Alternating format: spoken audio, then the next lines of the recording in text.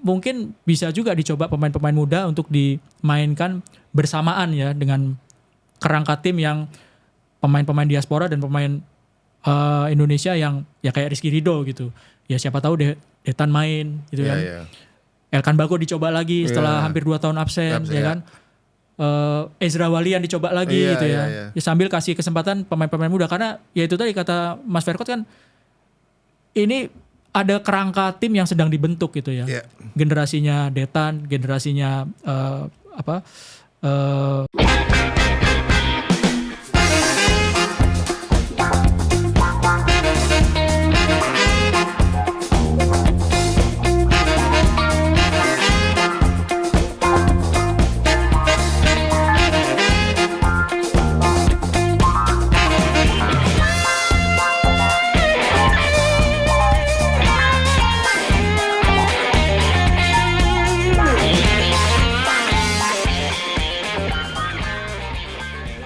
Assalamualaikum warahmatullahi wabarakatuh.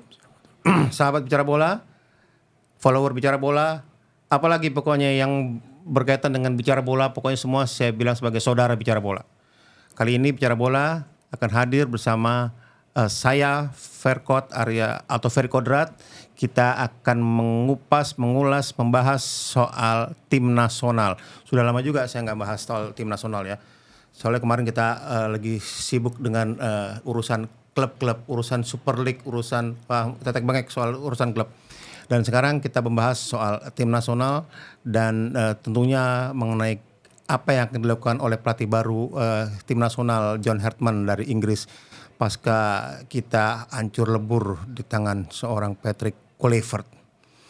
Ya, bersama saya di sini hadir jurnalis yang memang dia junior saya, tapi kontribusinya, tapi loyalitasnya dan karyanya cukup menggelegar di bumi pertiwi Indonesia bersama tabloid bola dan liputan-liputan tulisan-tulisannya mengenai sepak bola nasional.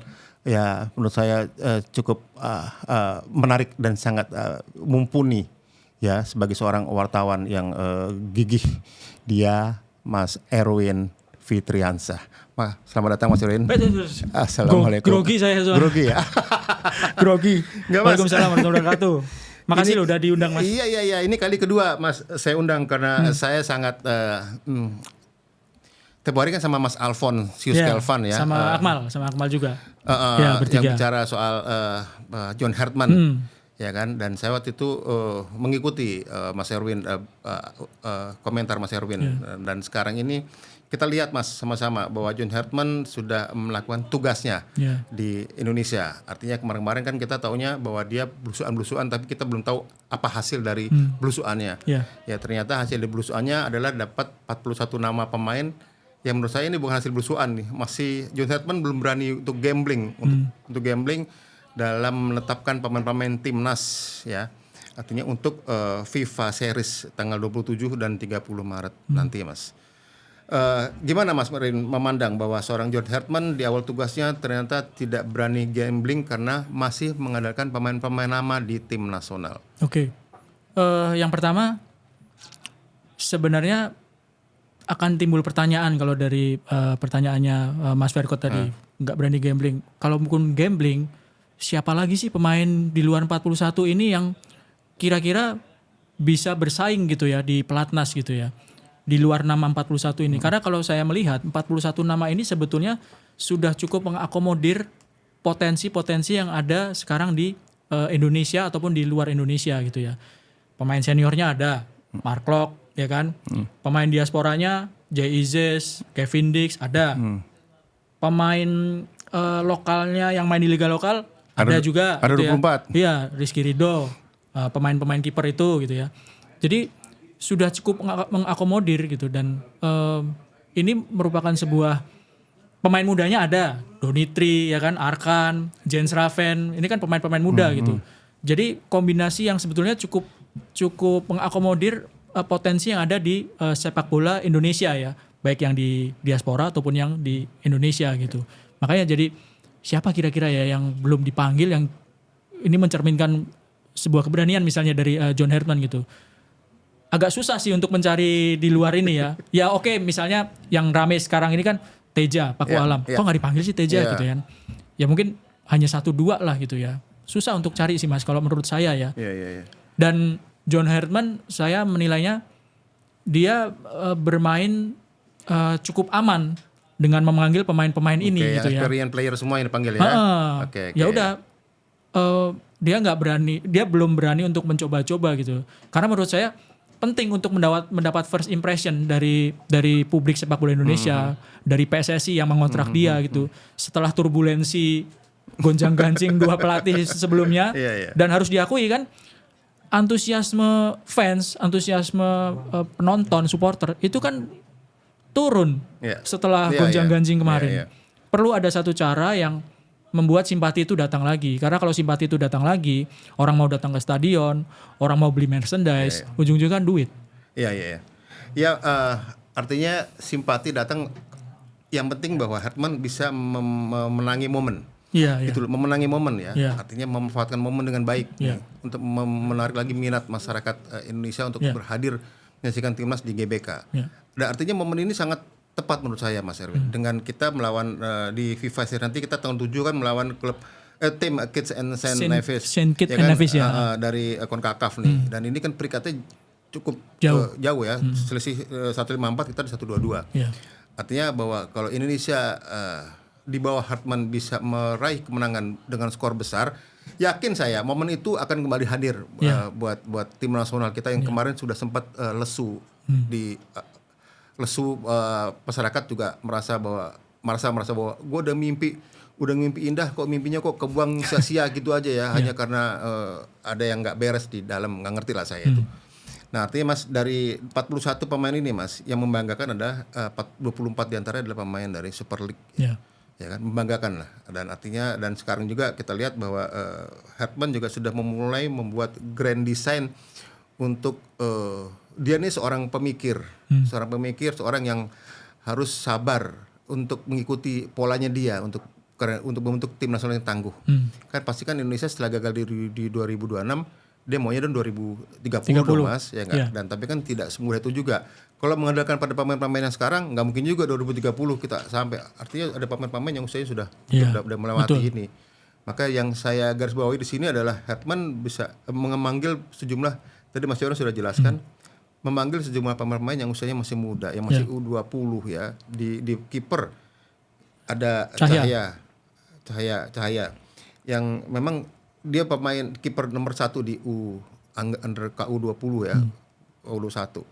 Dan meskipun sebenarnya ada tadi kita sebut ada Teja Paku Alam yang tampilnya luar biasa, yang 14 kali melakukan clean sheet dari 22 pertandingan sama Persib, tapi tidak dipilih ya kan. Berarti memang benar bahwa dari sisi kiper pun kelihatan bahwa Hartman menunjuk pemain-pemain yang sudah punya pengalaman di tim nasional. Begitu juga di setor belakang, kita juga lihat ada pemain yang masih usianya masih U21, ada Doni Pamungkas, ada Fajar Fatur Rahman sama-sama 2 Persija. Terus ada juga kembalinya anak hilang Elkan Bagot, iya kan, yang masih usianya juga masih sangat muda, yang main di Ipswich di Liga 2 Inggris ya. Terus di tengah kita lihat ada kapten SEA Games kita ada Ivar Jenner, yang terus di depan ada 3 penggawa KU20, ada Jens Raven, ada Mauro Zilstra, ada Hoki Caraka. Yang saya garis bawahi Mas, ada apa dengan Rafael Struijk? Dia muda, dia energik, dia pemain yang zamannya era Sintayong, pemain inti, Mas, ya kan, bahkan pernah membuat gol di timnas senior ketika kita lawan Korea ya, lawan Korea Selatan ya. Lawan Bahrain pun kita kan juga lawan Bahrain. Dengan gayanya itu disambut oleh rakyat Orot Mangun. Tapi sekarang hilang dari radarnya seorang John Hartman. Bagaimana Mas Erwin melihat tidak dipanggilnya seorang Rafael Struijk di posisi Garuda Calling saat ini, Mas? Rafael itu kan posisinya depan, posisi depan, dan sekarang sudah bermainnya tuh di Dewa United gitu. Jadi kalau untuk memantau itu sebetulnya nggak susah itu ya. Benar. Yang jadi masalah adalah bagaimana mau memantau Rafael kalau dia nggak main. Nah, kalau kita bicara statistik, Oke. Dewa itu udah main 24 kali. Ya. Rafael itu hanya main 11 kali. Ya. Itu pun nggak selalu jadi starter.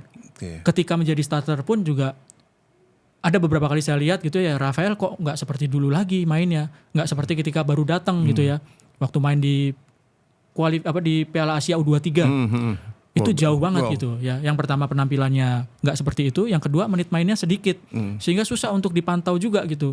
Kan nggak mungkin kalau dipantaunya di latihan. Iya. Kalau dipantau pemainnya harus di pertandingan gitu. Ya itu yang menyebabkan kalau dari saya dari ngelihatnya kenapa kok Rafael kalah misalnya dari Yakob Sayuri, Yance Sayuri, dari Beckham Putra, dari Hoki Caraka. Pemain-pemain Indonesia yang punya menit bermain lebih banyak dibandingkan dengan Rafael gitu. Iya. Rafael datang ke Indonesia, saya melihat bahwa pemain ini eksplosif mainnya. Iya. Di sektor sayap sangat eksplosif ya kan. Iya. Dan punya visi main. Bahkan beberapa striker legenda Indonesia mengatakan bahwa Rafael ini ada tipikal striker yang mencari bola, tidak menunggu bola, Iya. ya kan. Nah ini kan agak susah nih. Kalau menunggu bola berarti memang dia striker yang tidak kita anggap tanda kutip pasif ya. Iya. Satu bola datang cetak gol. Nah kalau Rafael ini mencari bola, artinya bola harus dicari, tidak datang sendiri. Nah ya kan, Mas Erwin. Ketika Rafael dulu dinaturalisasi, dia kan bermain di ADO Den Haag. Iya. Ya dianggap sebagai pemain muda yang cukup berbakat, sangat Potensial berbakat, ya, potensial. Dan akhirnya dipilih oleh Sintayong untuk masuk ke jajaran karena Sintayong dulu kan memegang dua timnas, timnas U23 dan timnas senior. Artinya nama Rafael masuk di dua timnas itu, nama Rafael kan luar biasa, ya kan. Tapi ketika memang dia memilih untuk bermain di Dewa, dan saya nggak tahu ada bergeding apa, dan Dewa juga tangani oleh pelatih asal Belanda Jan Ole Rekering, ternyata juga meskipun kita satu kampung tapi ternyata ya harus fair lah, harus objektif lah, bahwa menilai bahwa memang Rafael tidak mendapat menit banyak di sana, Mas, ya kan. Nah menurut Mas, apakah kemarin salah langkah Rafael untuk memilih Dewa United dan bermain di Super League? Gini, fenomenanya kan bagaimana seorang pemain yang tadinya bukan berkewarganegaraan Indonesia memilih untuk melepas kewarganegaraan lama jadi WNI karena nggak mungkin double kewarganegaraan. Yang dihadapi oleh pemain-pemainnya itu adalah konsekuensi ketika dia bukan pemain Uni Eropa lagi. Rafael, Tom, Eliano itu status warga negara lamanya hilang dan udah bukan pemain Uni Eropa. Padahal kalau dia masih jadi pemain Uni Eropa, klub di Eropa itu punya slot yang banyak untuk pemain Uni Eropa. Ketika dia lepas status itu, dia harus bersaing dengan pemain Amerika Latin, pemain Afrika, pemain yang bukan dari Eropa, yang kualitasnya juga nggak kalah dari pemain Uni Eropa. Jadi pemain asing. Dan slotnya hanya sedikit, 3 atau 4 saja. Sehingga kesempatan dia untuk bermain ketika sudah melepas status warga negara yang lama makin sedikit. Karena slotnya makin sedikit, saingannya banyak. Kalau dia masih Uni Eropa, slotnya kan banyak. Nah, itu yang prediksi saya membuat pemain-pemain itu susah untuk memiliki klub di luar. Sehingga akhirnya pindah ke Indonesia. Ya Rafael kan sebelum ke Dewa kan ke Brisbane juga. Ke Brisbane dulu ya. Brisbane itu juga ada andil dari dari orang Indonesia juga kan. Jadi artinya kedekatan dengan Indonesia dan makin sulitnya kesempatan untuk bermain di Eropa akhirnya membuat pulang gitu. Nah saya nggak tahu apakah environment di Indonesia ini nggak cocok sama Rafael gitu ya. Apakah sistem dalam Dewa United dengan pelatih Jan Rekering ini apakah cocok atau enggak? Apakah mengakomodir kemampuan dia gitu? Karena kita semua pernah lihat gitu Rafael itu keren mainnya, ya kan? Dia dipaksa ya dalam tanda kutip karena kita waktu itu belum ada striker yang mumpuni. Dia dipaksa jadi striker, cetak gol.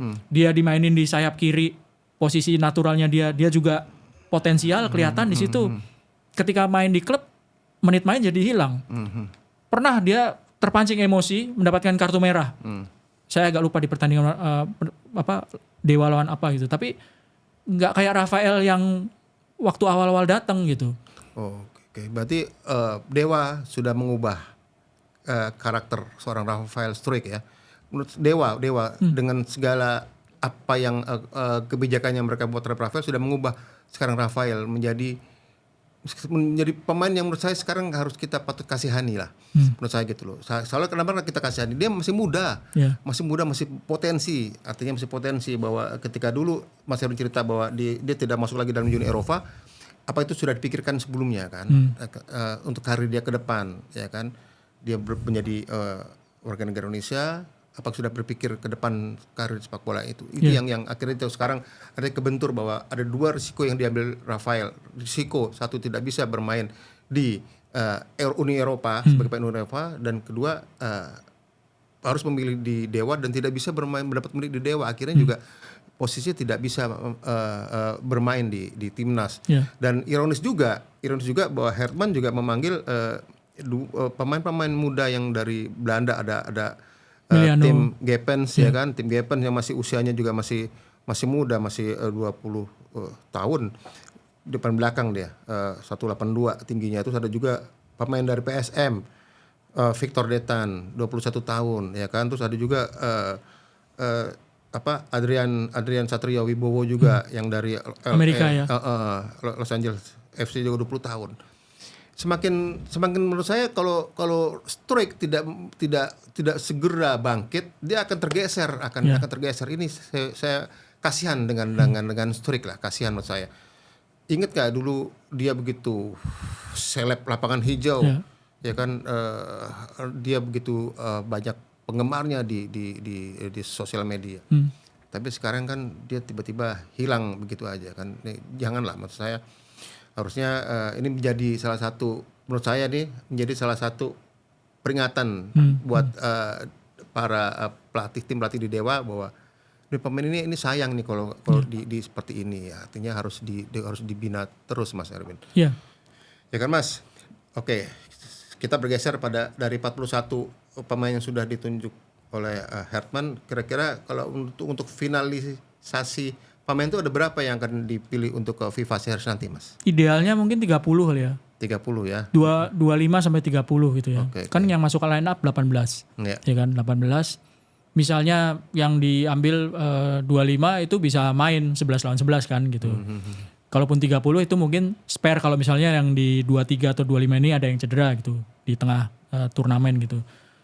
Idealnya mungkin ya tapi yang didaftarkan 41 ya kan, bisa bermain kapanpun ketika dibutuhkan. Meskipun tadi statusnya tidak dicoret, hanya tunggu dulu deh, nggak main di FIFA Series ini dulu kan gitu kan. Oke, mengenai FIFA Series, Mas, ini kan perjuangan awalnya Herman nih di Indonesia nih, ya kan. Menurut saya ini juga jangan juga dianggap remeh, meskipun kita di FIFA Series ini kita menghadapi dua tim yang memang peringkatnya jauh di bawah kita ya. Ada Pulauan Solomon yang 152 FIFA dan Saint Kitts and Nevis itu di 154. Dan kita melawan Saint Kitts and Nevis dulu kan di peringkat 154. Gimana, Mas, melihat kira-kira pertandingan nanti dan apa yang harus dilakukan oleh Herman di pertandingan melawan zona dari perwakilan dari CONCACAF nanti, Mas? Ada dua sih kalau saya ngelihatnya opsinya ya. Opsinya adalah menampilkan pemain yang terbaik dalam artian yang nggak jauh beda dari pilihannya Sintayong dan Patrick Kluivert gitu kan ya. Kalau mau main aman, ya. Tapi kan ada opsi juga mumpung Saint Kitts and Nevis ini peringkatnya jauh di bawah gitu ya. Kalau misalnya nggak ada Kate Kayambagams, saya nggak tahu tuh Saint Kitts Nevis itu ada nama negara itu gitu ya. Artinya itu kan menggambarkan bahwa itu bukan ada di percaturan sepak bola dunia gitu ya. Dan nama Gam banyak di sana ya. Kayak nama Joko atau Bambang gitu mungkin ya di Indonesia gitu. Artinya mumpung negaranya ini kita prediksi bukan negara yang kuat gitu ya. Ya mungkin bisa juga dicoba pemain-pemain muda untuk dimainkan bersamaan ya dengan kerangka tim yang pemain-pemain diaspora dan pemain Indonesia yang ya kayak Rizky Ridho gitu. Ya siapa tahu Detan main gitu kan. Elkan Bagot dicoba lagi setelah hampir 2 tahun absen ya kan. Ezra Walian dicoba lagi Iya, gitu ya. iya. Ya sambil kasih kesempatan pemain-pemain muda karena ya itu tadi kata Mas Verkot kan ini ada kerangka tim yang sedang dibentuk gitu ya. Iya. Generasinya Detan, generasinya Ferrari Iya, iya. ya. Di atasnya lagi ada generasinya Rizky Ridho. Iya, iya. Sama paling topnya ya generasinya Tom Hai dan Iya, iya. Jay Izes gitu. Iya, iya. Jadi ada dua opsi kalau menurut saya ya. Kalau mau main misalnya di babak pertama full timnya gitu Iya, iya, full benar. timnya. Terus babak Setuju kedua saya. masukin pemain-pemain Setuju, mudanya setuju, gitu. itu setuju saya, setuju. Karena gini Mas, buat pemain muda gitu, latihan bareng Jay Izes aja. Itu kan iya udah itu kan ya. momen yang Iya, iya. nggak gampang didapat Iya, iya, gitu. iya, iya. Lo latihan sama pemain yang biasa jagain Lautaro Martinez Iya, gitu. iya, iya. Ya kan? Misalnya si taruhlah Hoki Caraka gitu Iya. ya, dijagain sama Jay Izes. Hoki tahu bahwa ini orang biasanya jagain Lautaro Martinez Iya, nih iya. di Liga Italia gitu. Itu kan beda pasti Iya, rasanya iya, Mas. iya, iya. Misalnya dia dijagain sama Kevin Dix. Iya. Kevin Dix itu kalau ketemu Munchen dia lawannya Harry Kane loh. Artinya itu sebuah pengalaman yang menurut saya perlu dirasakan. Iya, ya. iya, iya, Dan saya cukup mengapresiasi langkah John Hartman untuk manggil anak-anak muda ini gitu. Iya, iya, iya. Ya, oke nggak masuk di 30 gitu, tapi pengalaman latihan Iya, iya, iya. itu pasti ada manfaatnya Mas. Bagaimana pemain yang biasa main di Liga Italia, Liga Jerman, Liga Belanda itu datang ke tempat latihan, makannya kayak apa, istirahatnya kayak apa, sikap dia ketika latihan seperti apa, sikap dia ketika meeting dengerin pelatih seperti apa, itu kan pasti ada environment yang baru dan sangat berguna gitu. Jadi ya kembali mungkin bisa dicoba full timnya, nanti babak kedua selang-seling lagi. Setuju saya. Gitu. Setuju. Meskipun habis itu kalau kita menang kita menghadapi Bulgaria Bulgaria ya. Yang ya. peringkatnya di 55. Ya, lawan Stoichkov kita ya kalau gitu ya. Atau Berbatov lah. Berbatov. Waduh. jadi menurut Mas Erwin untuk tanggal 27 nanti kita lawan Sen sudah bisa menang. Optimis menang lah. Optimis Menang Optimis menang dan syukur-syukur kalau mainnya tuh enak ditonton gitu kan. Itu Gitu kan ya. kepuasan buat obat lah buat kita ya, buat kita jurnalis itu juga obat, apalagi buat supporter gitu. Obat setelah kekecewaan kemarin Iya, gitu. iya. Berarti kita nanti akan datang ke stadion. Insya Allah. Kita datang ke stadion ya, Insya Mas ya. Allah. Saya udah Jadi- ngurus ID-nya sih. Iya, Mudah-mudahan dapat harus, itu. harus pakai Garuda Iya, itu pakai jeda Garuda motor. ID. Garuda ID dulu ya. Ya semoga lah. Nah bener kan sahabat bicara bola, komentarnya oke kan, luar biasa kan. Jadi memang nggak salah, saya nggak kaleng-kaleng nih wartawan. Saya bilangnya seundang sini nggak kaleng-kaleng lah. Jadi memang pengalaman dia luar biasa lah. Dan kita lihat tadi kan tutur bahasanya juga menandakan bahwa data dia bermain dengan data yang kuat dengan baik. Jadi jangan lupa ya, like, subscribe dan komen-komennya tolong terus akan kami tanggapi komen-komen sahabat bicara bola dengan bijak, pasti dengan bijak. Dan kita berharap bahwa timnas kita di bawah John Hartman bisa berprestasi. Amin. Berprestasi. Ini diharapkan bersama. Oke, sampai di sini dulu perjumpaan kita dengan saya dan Mas Erwin Fitriansah. Makasih banyak Mas Erwin. Terima kasih, semuanya. Mas Verkot. Alhamdulillah, makasih. Terima